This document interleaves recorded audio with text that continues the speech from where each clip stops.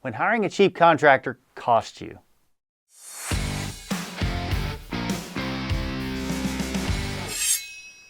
Eric Thomason here, Blue Nail Roofing, and the fact is it can be super tempting to hire a budget contractor, a cheap contractor. But cheap is definitely not good when it comes to roofing and home improvement.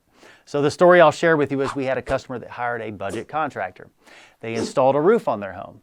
When it came time to do the inspection, the inspector for the city came out and found out the sheathing or the decking below the roof did not meet code requirements, and they failed it.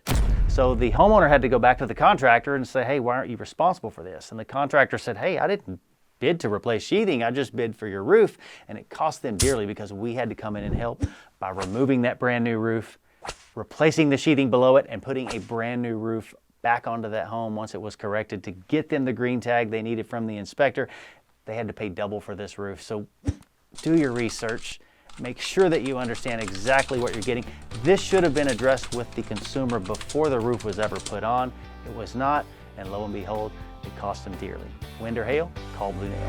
Blue Nail.